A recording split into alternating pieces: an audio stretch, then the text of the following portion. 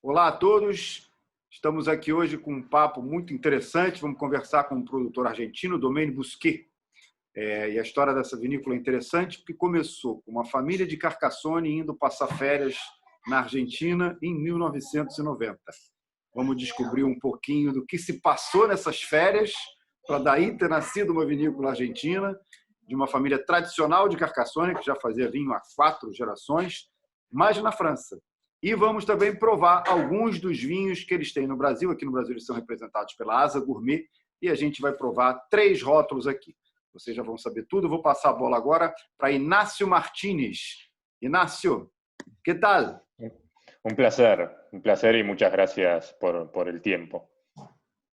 E conta um pouco sobre a história de Domaine Bousquet para as pessoas que não conhecem a vinícola.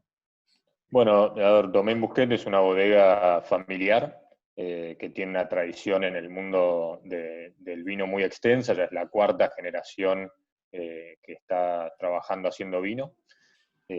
Originalmente tenían viñedos en el sur de Francia, en Carcassonne, y a principios de los 90 vinieron a Argentina para buscar nuevos viñedos, estos viñedos de los que se llaman el Nuevo Mundo hoy, ¿no? Pero en ese momento todavía no estaban tan desarrollados, y llegaron a Mendoza, pues Mendoza era en ese momento, y todavía lo es, la región vitivinícola más importante de Argentina, y fueron a ver viñedos en la zona más tradicional de Mendoza, que sería la zona más cerca de la ciudad, ¿no? Se llama Luján de Cuyo, Agrelo, que todavía obviamente siguen existiendo, pero en ese momento eran las zonas más relevantes. Y la realidad es que no los sorprendió, digamos, no les llamó tanto la atención, y en uno de esos viajes fueron más al sur, bordeando la cordillera de los Andes, y llegaron a Tupungato. Tupungato hoy es el principio del Valle de Uco, una zona altamente reconocida hoy por la calidad de los vinos, pero en ese momento era un desierto, ¿no? Era tierra virgen. Y vieron esa tierra, y lo que les llamó primero la atención no era solo la calidad del suelo, que es un suelo arenoso, ya después Rodrigo nos dará temas más técnicos acerca de qué implica eso para el vino, sino que también que la temperatura bajaba muy bruscamente entre el día y la noche, ¿no? Y eso es muy bueno para la calidad de los vinos y para la calidad de la uva, pero en ese momento creían que era muy frío y que las uvas no iban a madurar, así que les dijeron que estaban locos por querer comprar tierra ahí, y que básicamente esa tierra era virgen y nadie había hecho nada porque justamente era muy frío y no servía para hacer vinos de calidad. Pero decidieron hacerlo igual y compraron tierras ahí, las cuales plantaron, obviamente haciendo un pozo para poder regar, porque Mendoza es un desierto y necesitas de esa agua para poder cultivar la vid. Y bueno, y 20 cortos años después que estamos hoy acá, Valle de Uco y específicamente Gualtallarí, que es donde estamos basados nosotros, es sin dudas la región más preciada hoy de Argentina en términos vitivinícolas, la que más se ha desarrollado y la que justamente se habla de tener la mejor calidad de uva, no solo por los suelos, como les decía, sino también por el clima que tiene. Esta amplitud térmica y esta altura que tiene hace que los vinos realmente tengan una calidad diferenciadora. Y el otro punto y aspecto muy relevante, que también arrancó en el principio cuando plantaron, es que la familia Bousquet decidió que iba a ser solo vinos orgánicos, ¿no? Y así que desde el principio esta tierra virgen se trabajó como orgánica, y eso es un factor también muy relevante porque no solo nos distingue a nosotros como pioneros en el desarrollo orgánico en Argentina, porque imagínense, en los 90 la cultura orgánica y la tendencia orgánica no existía. Y yo hice, cuando entré, justamente 2 preguntas, ¿no? que van a responder estos 2 temas que les estoy contando, que es, la primera es, ¿por qué Argentina? ¿No? Francia es el país, creo, con más tradición vitivinícola de la historia. ¿Por qué vas a venir a Argentina, en la otra punta del mundo, un país que recién se estaba desarrollando? Y lo que me respondieron es, mirá el lugar, ¿no? Esto que les decía, el terroir, el lugar donde estábamos, al lado de la montaña, con esa altura, con ese suelo, me dice, este era un lugar increíble, no solo desde lo visual, porque es hermoso, sino también que era un lugar ideal para hacer y cultivar vino. Y mi segunda pregunta fue, ¿por qué orgánico? ¿No? Estamos hablando de los 90, donde nadie hablaba de orgánico. Y la primera respuesta fue porque no hace falta. Con este clima que es casi desértico, con la altura, con una brisa constante desde la cordillera, la verdad es que a la uva no hay que hacerle mucho, y era tierra virgen que tampoco querían agregarle nada, ¿no?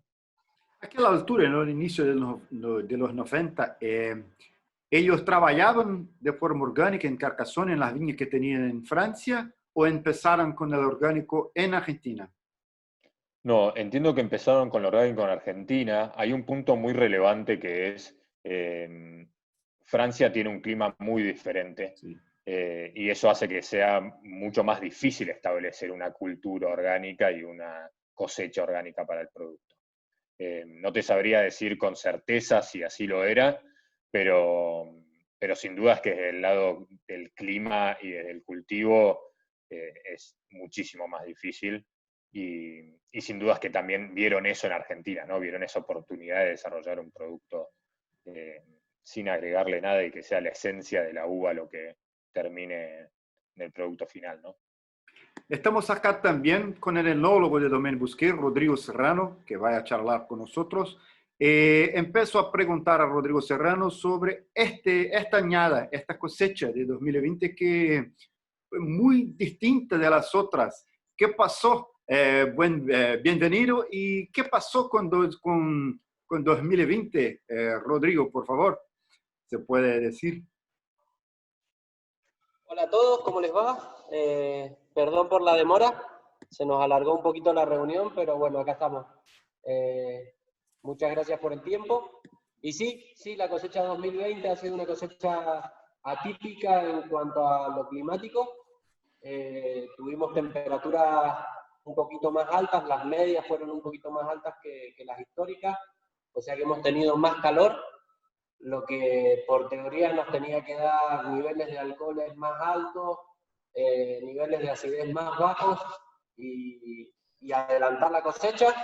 Esto último pasó, la cosecha se adelantó, tuvimos no solamente un adelantamiento de la cosecha, sino también que se acortó, la cosecha duró 21 días menos de lo que siempre dura, pero para sorpresa nuestra llegábamos a los niveles de alcohol y de madurez polifenólica antes de lo que estamos acostumbrados, y pensábamos que eso nos iba a entregar vinos con una acidez total un poco más baja y un pH más alto, pero no, para sorpresa nuestra, la naturaleza siempre tiene algo para dar de nuevo, y llegamos a un montón de conclusiones que eran correctas, pero para buena sorpresa los pH se mantuvieron muy bajos y la acidez natural de los vinos.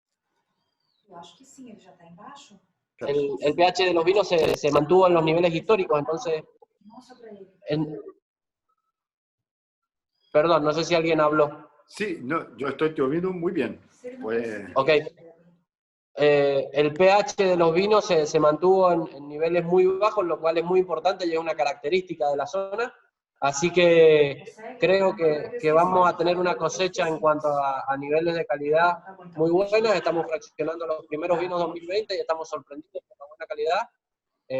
Sí les puedo decir que en los tintos tenemos mucho color. Hay mucho color porque todos sabemos que los polifenoles son mecanismos de defensa que tiene la planta y los traslada al grano de uva para mantener sana la semilla. Entonces tenemos más concentración de color, lo cual fue un factor determinante de saber manejar, de saber cómo decir basta al momento de extraer lo que la uva nos podía dar y mantener el equilibrio y la línea que nuestros vinos se caracterizan para poder siempre tener esa fruta presente y poder seguir haciendo vinos naturalmente elegantes. Perfecto. Hablando en vinos elegantes, ¿qué vamos a catar hoy? Chardonnay Torrontés 2019. Sí, vamos a él. Vamos a él. Rodrigo, ¿por qué este blend? ¿Cómo fue la decisión de hacer este blend? La decisión de hacer lo que es nuestro Chardonnay Torrontés nace de que como todos saben, el torrontés es una cepa autóctona de Argentina, pero que por ahí no es coincidente 100% con el estilo de vinos que busqué destilar, porque el torrontés de por sí es un vino que es bastante pesado solo, como varietal, es un vino que tiene un buen peso, es muy floral, y hasta a veces es un poco, ¿cómo decirlo?, te satura, tiene tanta expresión que te termina saturando y hasta quizás te cansa. Entonces, ¿cómo nace el blend Chardonnay torrontés?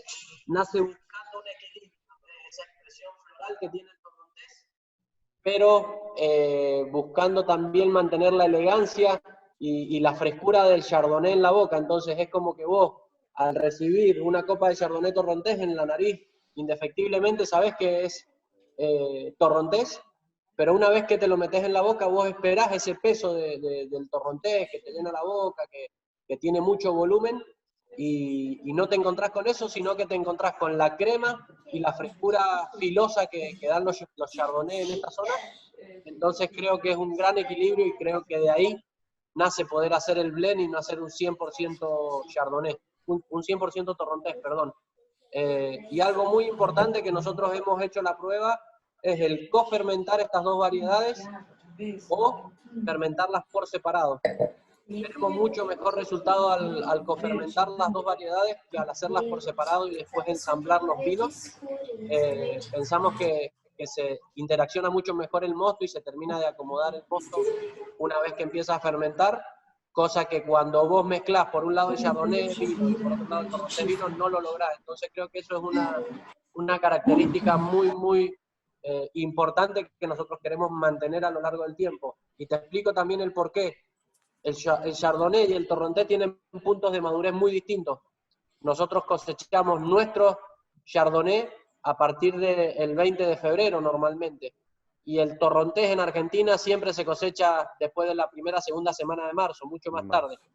Nosotros para esa cofermentación lo que hacemos es cosechar el Torrontés bastante tiempo antes de lo que es típico en Argentina, y eso también te da esa frescura en la boca que nosotros sentimos, pero bueno, que se termina soportando por el Chardonnay. El primer tinto, ¿qué vamos a catar? Primer tinto tengo Cabernet Sauvignon, entrada de gama, nuestro Cabernet Sauvignon. 2018. 2018, exactamente, 2018. Entonces vamos a probar. Cabernet Sauvignon 2018. ¿Y qué pueden decir de este vino? Personalmente es una cepa que me gusta mucho, es una de las cepas que creo que más podemos potenciar en Argentina y que menos explotada está.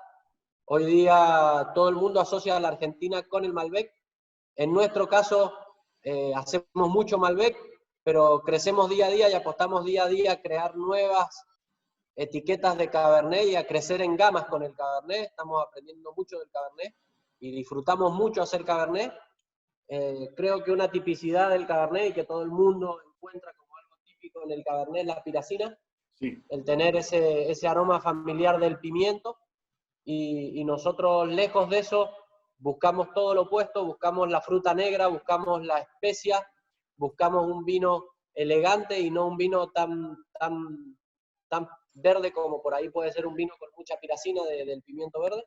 Entonces creo que eso es algo que nosotros venimos trabajando, venimos aprendiendo, venimos ensayando con diferentes puntos de cosecha.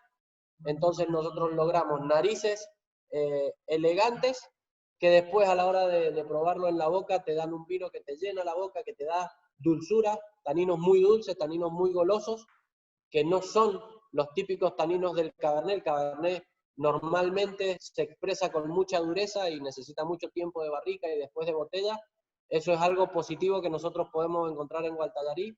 Gualtallarí nos permite obtener uvas sumamente equilibradas y que en los vinos se expresan con esa dulzura, lejos de ser vinos secantes, vinos filosos. Entonces creo que es algo sumamente para explotar, para aprovechar y para hacer crecer.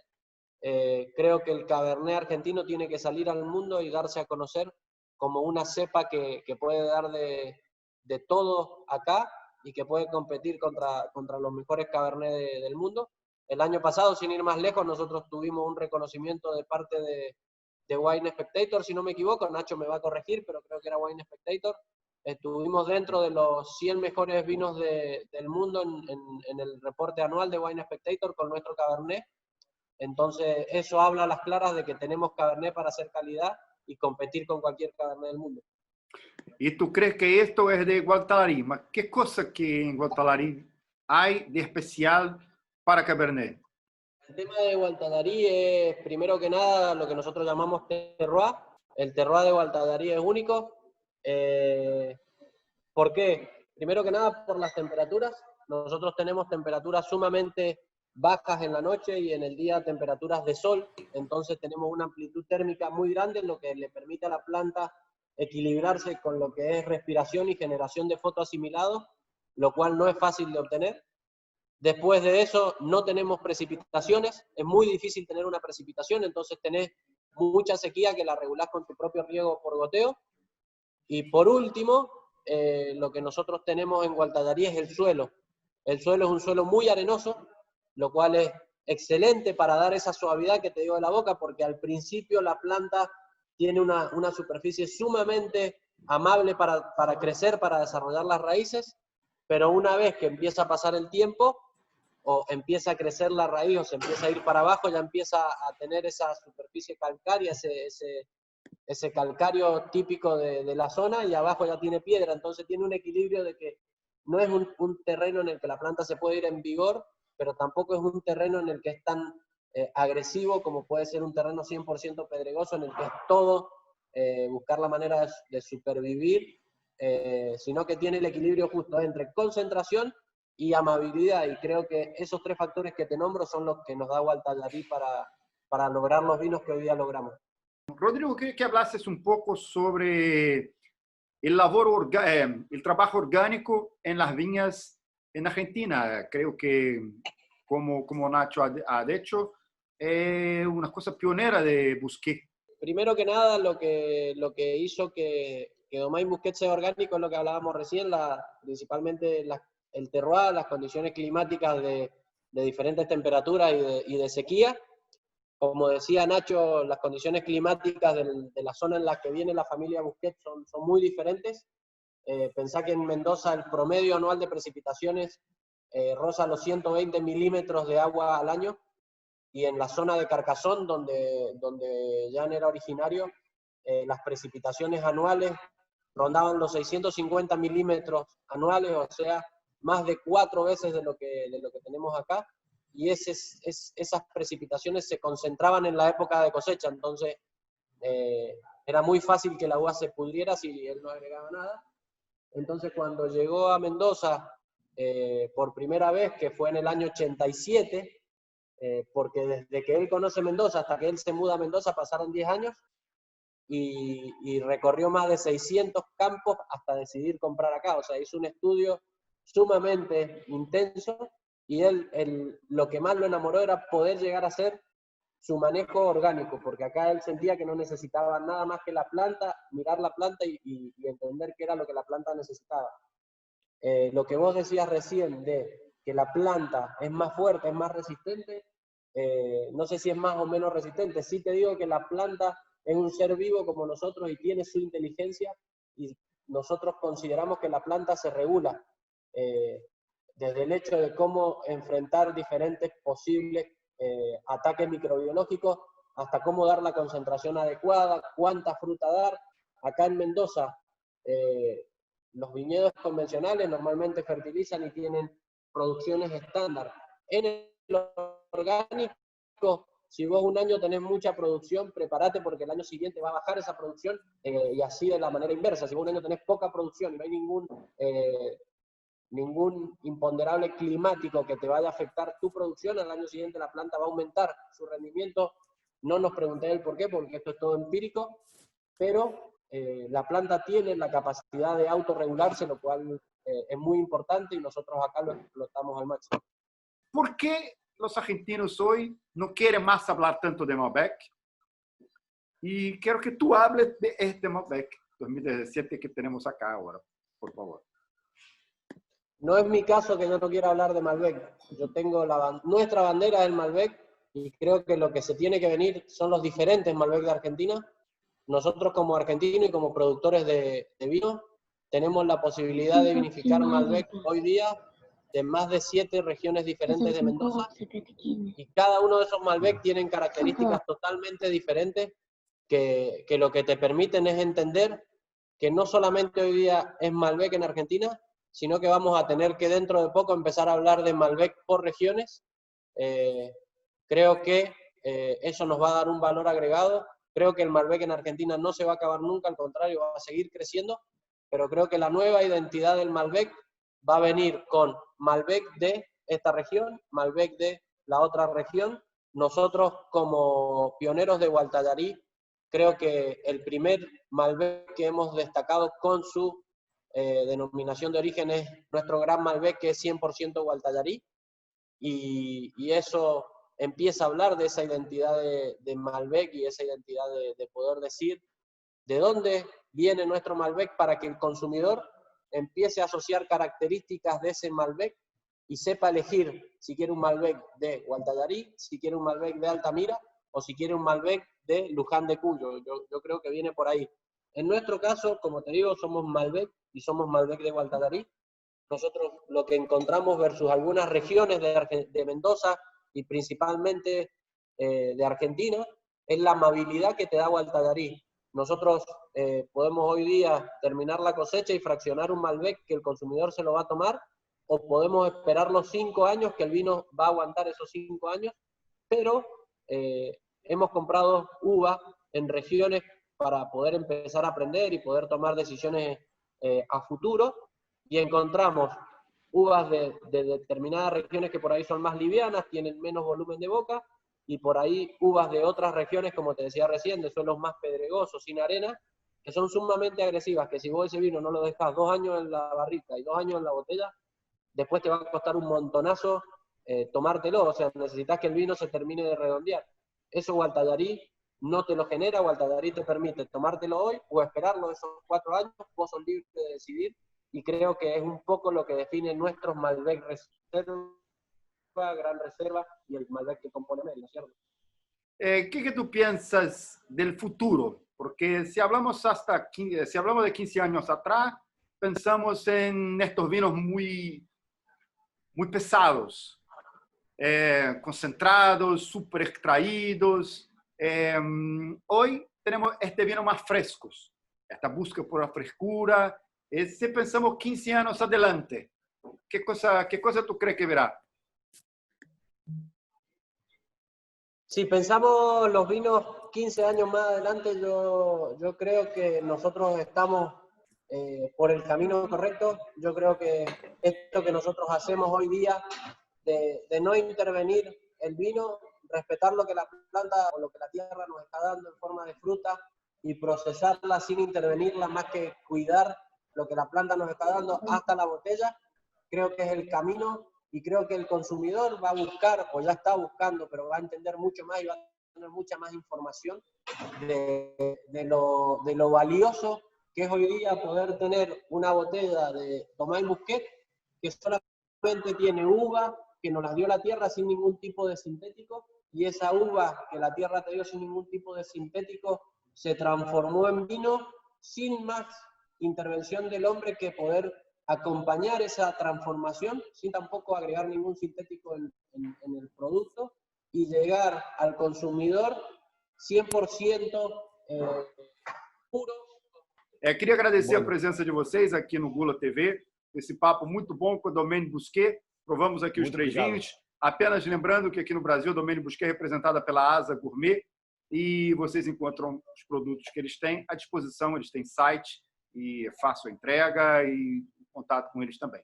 Queria agradecer mais uma vez a presença e dizer que a gente está junto para o que deve é. Estamos juntos, a pandemia vai passar e a gente vai poder fazer esses encontros pessoalmente, que é o que a gente mais gosta de fazer. Obrigado a você também que assistiu a gente, e semana que vem tem mais programa.